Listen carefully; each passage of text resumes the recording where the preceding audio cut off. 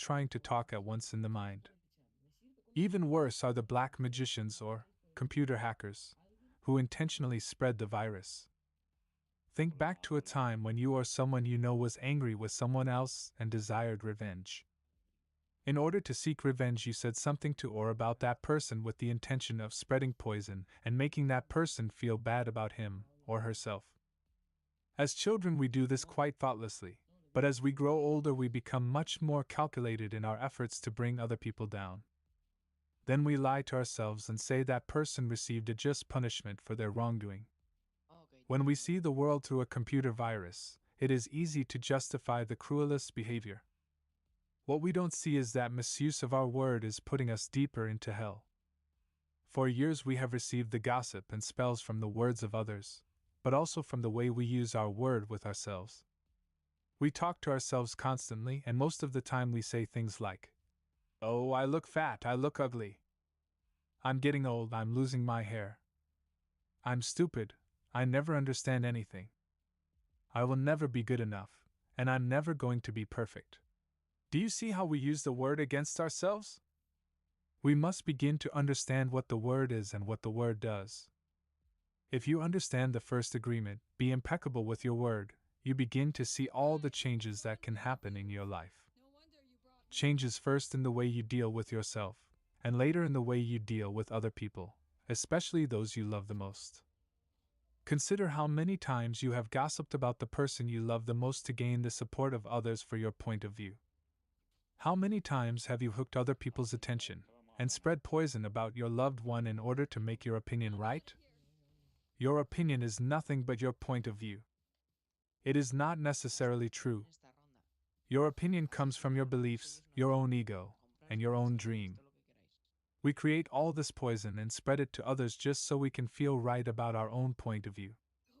If we adopt the first agreement and become impeccable with our word, any emotional poison will eventually be cleaned from our mind and from our communication in our personal relationships, including with our pet dog or cat. Impeccability of the word will also give you immunity from anyone putting a negative spell on you. You will only receive a negative idea if your mind is fertile ground for that idea. When you become impeccable with your word, your mind is no longer fertile ground for words that come from black magic. Instead, it is fertile for the words that come from love. You can measure the impeccability of your word by your level of self-love.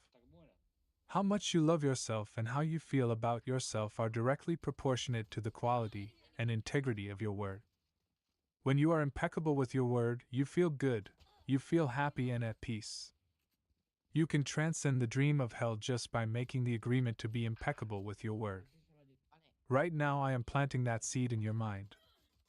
Whether or not the seed grows depends upon how fertile your mind is for the seeds of love. It is up to you to make this agreement with yourself. I am impeccable with my word. Nurture this seed, and as it grows in your mind, it will generate more seeds of love to replace the seeds of fear. This first agreement will change the kind of seeds your mind is fertile for. Be impeccable with your word. This is the first agreement that you should make if you want to be free, if you want to be happy, if you want to transcend the level of existence that is hell. It is very powerful. Use the word in the correct way. Use the word to share your love. Use white magic, beginning with yourself. Tell yourself how wonderful you are, how great you are. Tell yourself how much you love yourself. Use the word to break all those tiny agreements that make you suffer. It is possible. It is possible because I did it, and I am no better than you. No, we are exactly the same. We have the same kind of brain, the same kind of bodies. We are humans. If I was able to break those agreements and create new agreements, then you can do the same. If I can be impeccable with my word, why not you? Just this one agreement can change your whole life. Impeccability of the word can lead you to personal freedom, to huge success and abundance. It can take away all fear and transform it into joy and love. Just imagine what you can create with impeccability of the word. With the impeccability of the word, you can transcend the dream of fear and live a different life. You can live in heaven in the middle of thousands of people living in hell because you are immune to that hell. You can attain the kingdom of heaven from this one agreement. Be impeccable with your word. Chapter 3. The second agreement. Don't take anything personally. The next three agreements are really born from the first agreement. The second agreement is don't take anything personally. Whatever happens around you, don't take it personally. Using an earlier example, if I see you on the street and I say, "Hey, you are so stupid," without knowing you, it's not about you, it's about me. If you take it personally, then perhaps you believe you are stupid. Maybe you think to yourself, "How does he know? Is he clairvoyant, or can everybody see how stupid I am?" You take it personally because you agree with whatever was said. As soon as you agree, the poison goes through you, and you are trapped in the dream of hell. What causes you to be trapped is what we call personal importance. Personal importance, or taking things personally, is the maximum expression of selfishness because we make the assumption that everything is about me. During the period of our education, or our domestication, we learn to take everything personally. We think we are responsible for everything. Me, always me. Nothing other people do is because of you. It is because of themselves. All people live in their own dream, in their own mind. They are in a completely different world from the one we live in. When we take something personally, we make the assumption that they know what is in our world, and we try to impose our world on their world. Even when a situation seems so personal, even if others insult you directly, it has nothing to do with you. What they say, what they do, and the opinions they give are according to the agreements they have in their own minds. Their point of view comes from all the programming they received during domestication. If someone gives you an opinion and says, "Hey, you look so fat," don't take it personally, because the truth is that this person is dealing with his or her own feelings, beliefs, and opinions. That person tried to send poison to you, and if you take it personally, then you take that poison and it becomes yours. Taking things personally makes you easy prey for these predators, the black magicians. They can hook you easily with one little opinion and feed you whatever poison they want, and because you take it personally, you eat it up. You eat all their emotional garbage, and now it becomes your garbage. But if you do not take it personally, you are immune in the middle of hell. Immunity to poison in the middle of hell is the gift of this agreement. When you take things personally, then you feel offended, and your reaction is to defend your beliefs and create conflicts. You make something big out of something so little, because you have the need to be right and make everybody else wrong. You also try hard to be right by giving them your own opinions. In the same way, whatever you feel and do is just a projection of your own personal dream, a reflection of your own agreements. What you say, what you do, and the opinions you have are according to the agreements you have made, and these opinions have nothing to do with me. It is not important to me what you think about me, and I don't take what you think personally. I don't take it personally when people say, "Miguel, you are the best," and I also don't take it personally when they say, "Miguel, you are the worst." I know that when you are happy you will tell me, "Miguel, you are such an angel." But when you are mad at me you will say, "Oh, Miguel, you are such a devil. You are so disgusting." How can you say those things? Either way, it does not affect me because I know what I am. I don't have the need to be accepted. I don't have the need to have someone tell me, "Miguel, you are doing so good," or, "How dare you do that?" No, I don't take it personally. Whatever you think, whatever you feel, I know is your problem and not my problem. It is the way you see the world. It is nothing personal, because you are dealing with yourself, not with me. Others are going to have their own opinion according to their belief system, so nothing they think about me is really about me, but it is about them. You may even tell me, "Miguel, what you are saying is hurting me." But it is not what I am saying that is hurting you. It is that you have wounds that I touch by what I have said. You are hurting yourself. There is no way that I can take this personally. Not because I don't believe in you or don't trust you, but because I know that you see the world with different eyes, with your eyes. You create an entire picture or movie in your mind, and in that picture you are the director, you are the producer, you are the main actor or actress. Everyone else is a secondary actor or actress. It is your movie. The way you see that movie is according to the agreements you have made with life. Your point of view is something personal to you. It is no one's truth but yours. Then, if you get mad at me, I know you are dealing with yourself. I am the excuse for you to get mad. And you get mad because you are afraid, because you are dealing with fear. If you are not afraid, there is no way you will get mad at me. If you are not afraid, there is no way you will hate me. If you are not afraid, there is no way you will be jealous or sad. If you live without fear, if you love, there is no place for any of those emotions. If you don't feel any of those emotions, it is logical that you will feel good. When you feel good, everything around you is good. When everything around you is great, everything makes you happy. You are loving everything that is around you, because you are loving yourself. Because you like the way you are. Because you are content with you. Because you are happy with your life.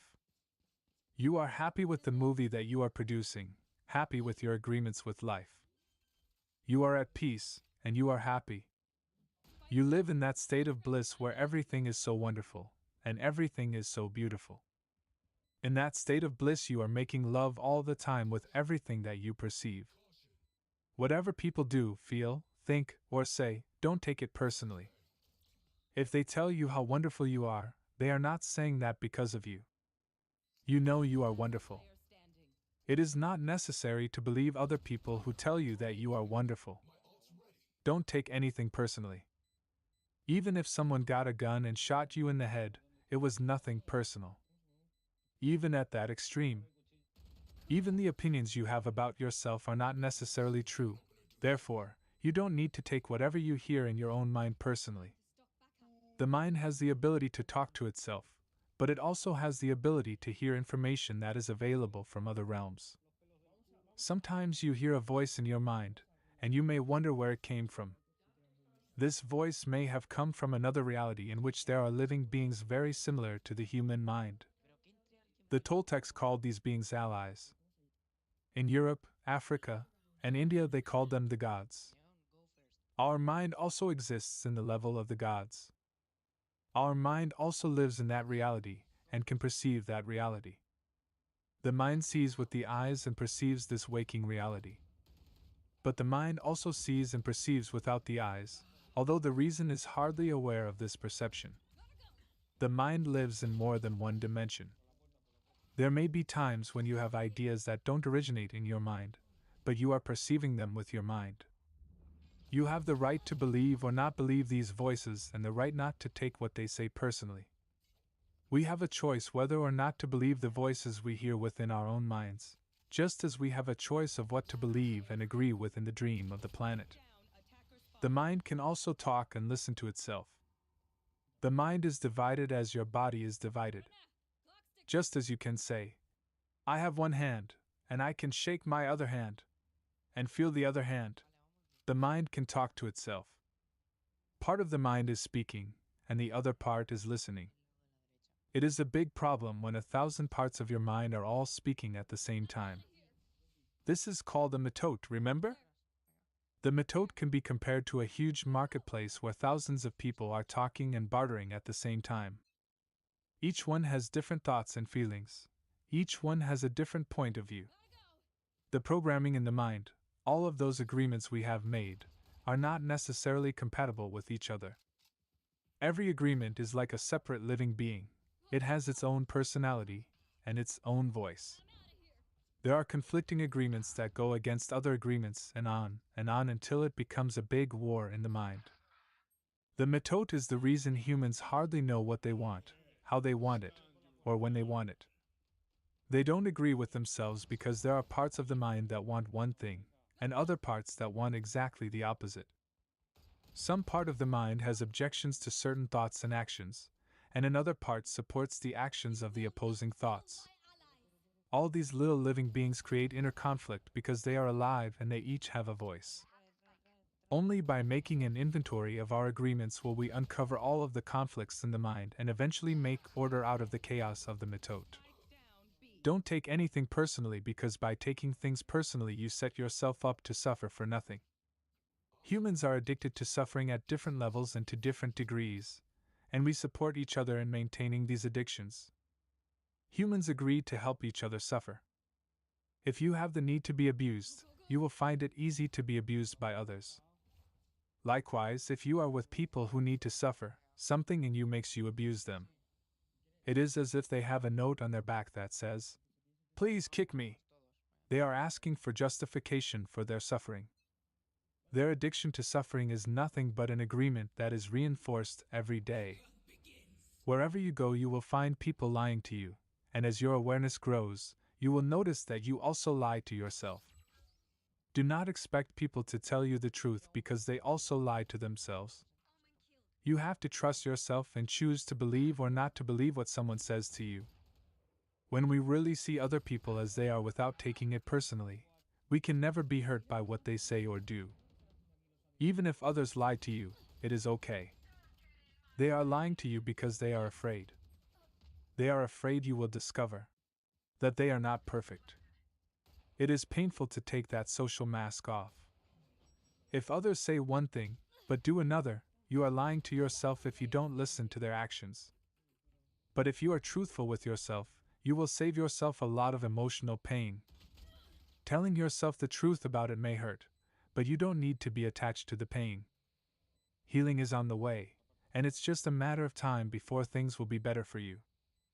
If someone is not treating you with love and respect, it is a gift if they walk away from you.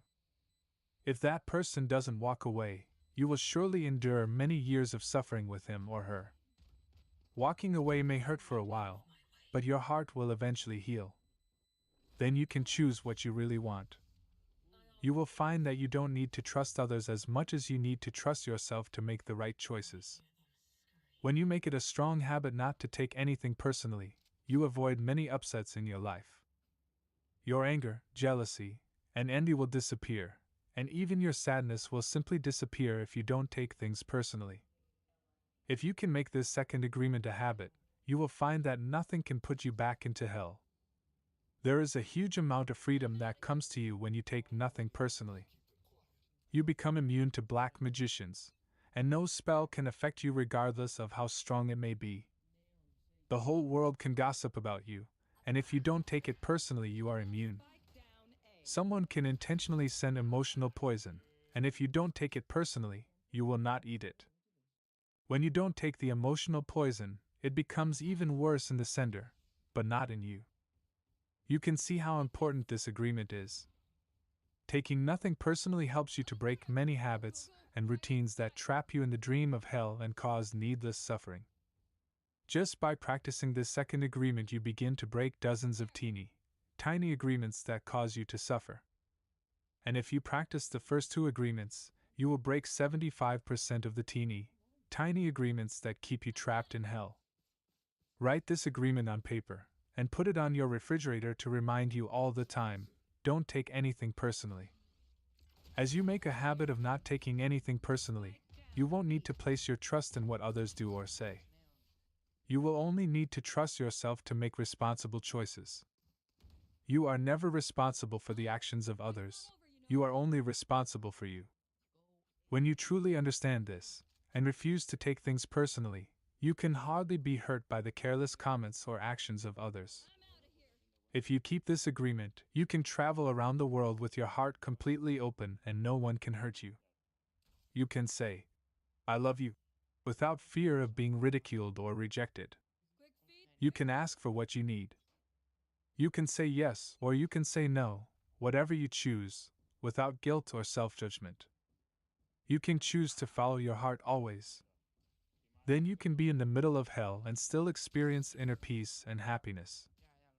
You can stay in your state of bliss, and hell will not affect you at all.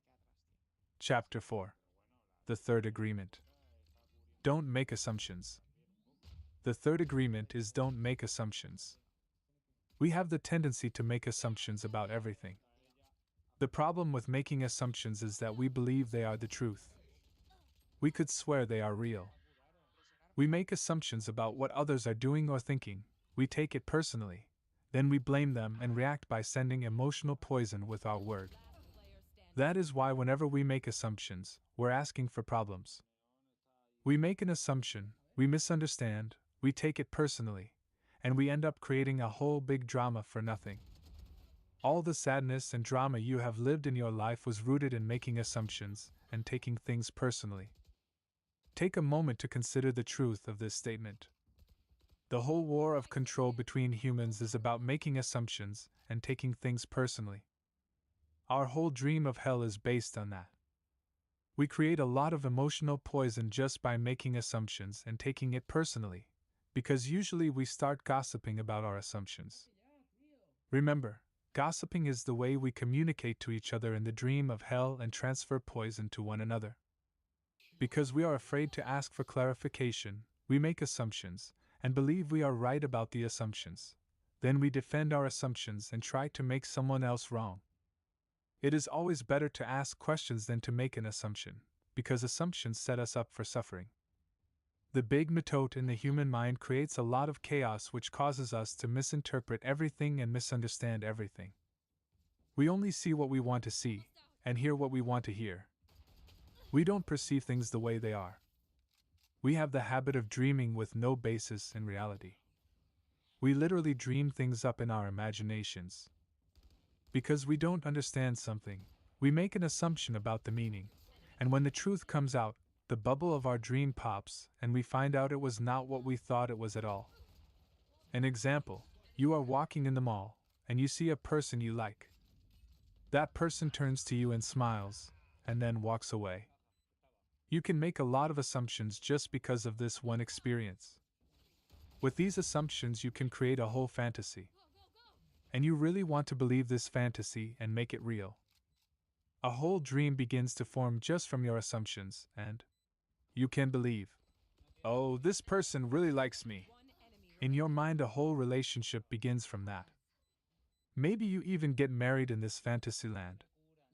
But the fantasy is in your mind, in your personal dream.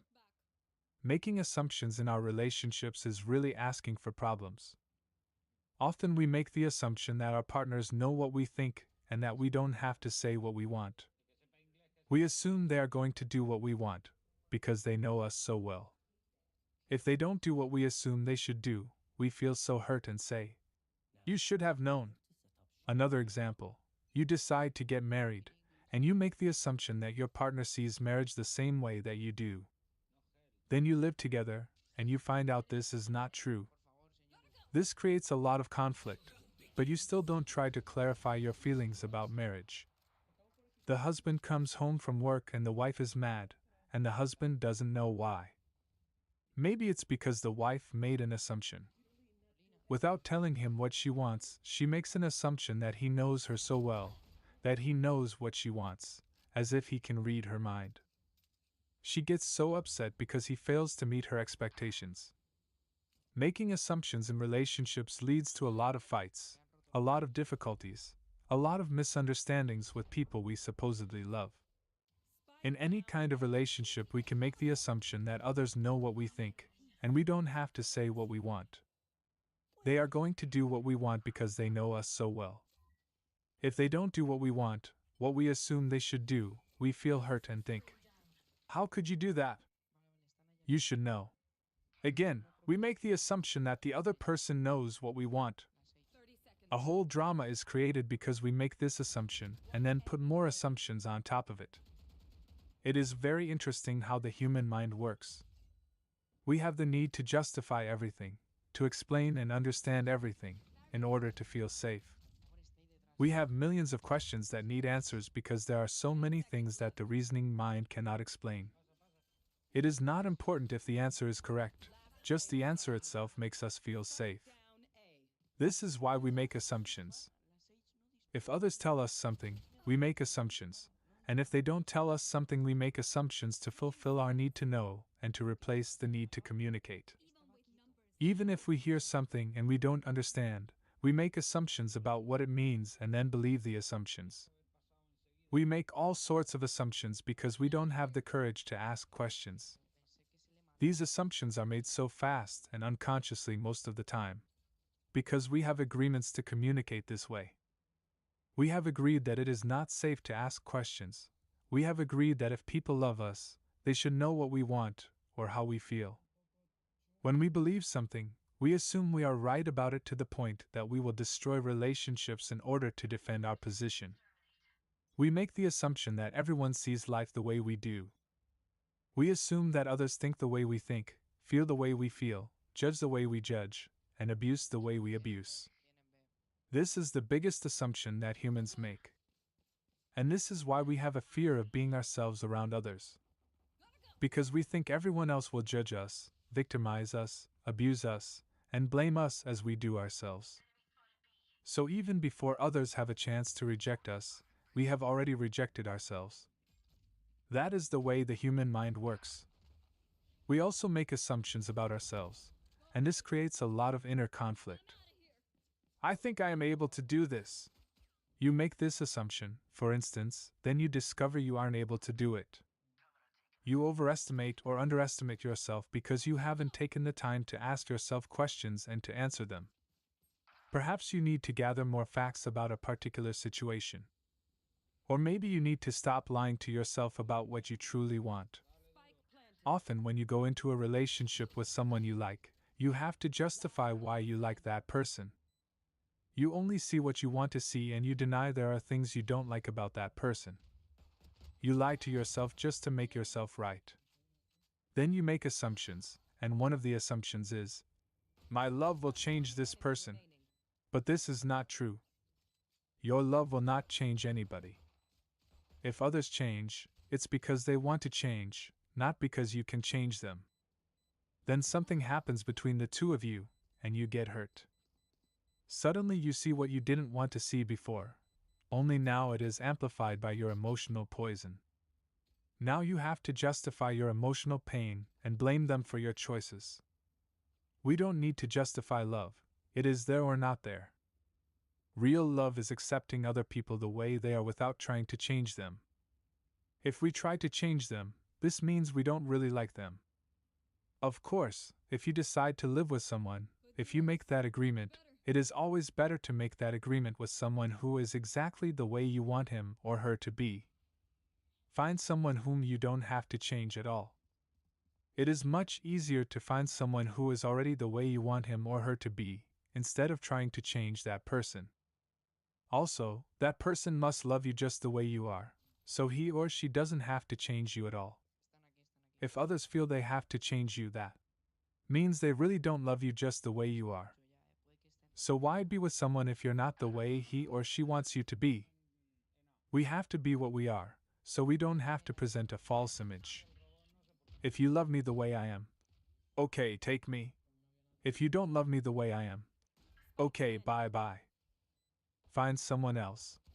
It may sound harsh, but this kind of communication means the personal agreements we make with others are clear and impeccable.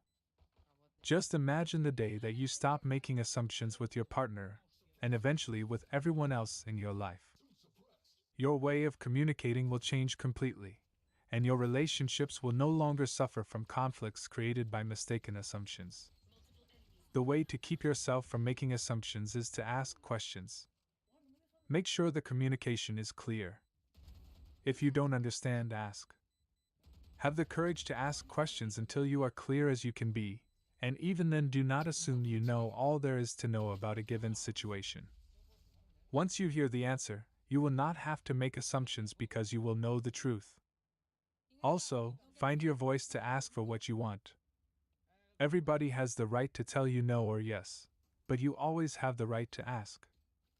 Likewise, everybody has the right to ask you, and you have the right to say yes or no. If you don't understand something, it is better for you to ask and be clear, instead of making an assumption. The day you stop making assumptions, you will communicate cleanly and clearly, free of emotional poison. Without making assumptions, your word becomes impeccable. With clear communication, all of your relationships will change, not only with your partner, but with everyone else. You won't need to make assumptions because everything becomes so clear. This is what I want. This is what you want. If we communicate in this way, our word becomes impeccable. If all humans could communicate in this way, with impeccability of the word, there would be no wars, no violence, no misunderstandings. All human problems would be resolved if we could just have good, clear communication. This, then, is the third agreement: don't make assumptions. Just saying this sounds easy, but I understand that it is difficult to do. It is difficult because we so often do exactly the opposite. We have all these habits and routines that we are not even aware of. Becoming aware of these habits and understanding the importance of this agreement is the first step. But understanding its importance is not enough. Information or an idea is merely the seed in your mind. What will really make the difference is action. Taking the action over and over again strengthens your will, nurtures the seed, and establishes a solid foundation for the new habit to grow. After many repetitions, these new agreements will become second nature, and you will see how the magic of your word transforms you from a black magician into a white magician. A white magician uses the word for creation, giving, sharing, and loving. By making this one agreement a habit, your whole life will be completely transformed. When you transform your whole dream, magic just happens in your life. What you need comes to you easily because Spirit moves freely through you. This is the mastery of intent, the mastery of the Spirit, the mastery of love, the mastery of gratitude, and the mastery of life. This is the goal of the Toltec. This is the path to personal freedom. Chapter 5. The Fourth Agreement. Always do your best. There is just one more agreement, but it's the one that allows the other three to become deeply ingrained habits. The fourth agreement is about the action of the first three. Always do your best. Under any circumstance, always do your best, no more and no less. But keep in mind that your best is never going to be the same from one moment to the next. Everything is alive and changing all the time, so your best will sometimes be high quality, and other times it will not be as good. When you wake up refreshed and energized in the morning, your best will be better than when you are tired at night. Your best will be different when you are healthy as opposed to sick, or sober as opposed to drunk. Your best will depend on whether you are feeling wonderful and happy, or upset, angry, or jealous. In your everyday moods, your best can change from one moment to another, from 1 hour to the next, from one day to another. Your best will also change over time. As you build the habit of the 4 new agreements, your best will become better than it used to be. Regardless of the quality, keep doing your best, no more and no less than your best. If you try too hard to do more than your best, you will spend more energy than is needed, and in the end your best will not be enough. When you overdo, you deplete your body and go against yourself, and it will take you longer to accomplish your goal. But if you do less than your best, you subject yourself to frustrations, self-judgment, guilt, and regrets. Just do your best, in any circumstance in your life. It doesn't matter if you are sick or tired, if you always do your best, there is no way you can judge yourself. And if you don't judge yourself, there is no way you are going to suffer from guilt, blame, and self-punishment. By always doing your best, you will break a big spell that you have been under. There was a man who wanted to transcend his suffering, so he went to a Buddhist temple to find a master to help him. He went to the master and asked, "Master, if I meditate 4 hours a day, how long will it take me to transcend?" The master looked at him and said, "If you meditate 4 hours a day, perhaps you will transcend in 10 years. Thinking he could do better, the man then said, "Oh, master, what if I meditated 8 hours a day? How long will it take me to transcend?" The master looked at him and said, "If you meditate 8 hours a day, perhaps you will transcend in 20 years. But why will it take me longer if I meditate more?" the man asked. The master replied, "You are not here to sacrifice your joy or your life. You are here to live, to be happy, and to love. If you can do your best in 2 hours of meditation, but you spend 8 hours instead, you will only grow tired, miss the point, and you won't enjoy your life. Do your best, and perhaps you will learn that no matter how long you meditate, you can live, love, and be happy. Doing your best, you are going to live your life intensely. You are going to be productive, you are going to be good to yourself, because you will be giving yourself to your family, to your community, to everything. But it is the action that is going to make you feel intensely happy. When you always do your best, you take action. Doing your best is taking the action because you love it, not because you're expecting a reward. Most people do exactly the opposite. They only take action when they expect a reward, and they don't enjoy the action. And that's the reason why they don't do their best. For example, most people go to work every day just thinking of payday, and the money they will get from the work they are doing. They can hardly wait for Friday or Saturday, whatever day they receive their money and can take time off. They are working for the reward, and as a result they resist work. They try to avoid the action and it becomes more difficult, and they don't do their best. They work so hard all week long, suffering the work, suffering the action, not because they like to, but because they feel they have to. They have to work because they have to pay the rent, because they have to support their family. They have all that frustration, and when they do receive their money they are unhappy. They have 2 days to rest, to do what they want to do, and what do? They try to escape. They get drunk because they don't like themselves. They don't like their life. There are many ways that we hurt ourselves when we don't like who we are. On the other hand, if you take action just for the sake of doing it, without expecting a reward, you will find that you enjoy every action you do. Rewards will come, but you are not attached to the reward. You can even get more than you would have imagined for yourself without expecting a reward. If we like what we do, if we always do our best, then we are really enjoying life. We are having fun, we don't get bored, we don't have frustrations. When you do your best, you don't give the judge the opportunity to find you guilty or to blame you. If you have done your best and the judge tries to judge you according to your book of laws, you've got the answer. I did my best. There are no regrets. That is why we always do our best. It is not an easy agreement to keep, but this agreement is really going to set you free. When you do your best, you learn to accept yourself. But you have to be aware and learn from your mistakes. Learning from your mistakes means you practice, look honestly at the results, and keep practicing. This increases your awareness. Doing your best really doesn't feel like work because you enjoy whatever you are doing. You know you're doing your best when you are enjoying the action or doing it in a way that will not have negative repercussions for you. You do your best because you want to do it, not because you have to do it, not because you are trying to please the judge, and not because you are trying to please other people. If you take action because you have to, then there is no way you are going to do your best. Then it is better not to do it. No, you do your best because doing your best all the time makes you so happy. When you are doing your best just for the pleasure of doing it, you are taking action because you enjoy the action. Action is about living fully. Inaction is the way that we deny life. Inaction is sitting in front of the television every day for years because you are afraid to be alive and to take the risk of expressing what you are. Expressing what you are is taking action. You can have many great ideas in your head, but what makes the difference is the action.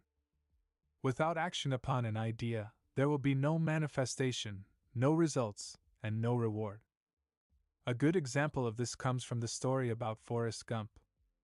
He didn't have great ideas, but he took action. He was happy because he always did his best at whatever he did. He was richly rewarded without expecting any reward at all. Taking action is being alive. It's taking the risk to go out and express your dream. This is different than imposing your dream on someone else, because everyone has the right to express his or her dream. Doing your best is a great habit to have. I do my best in everything I do and feel.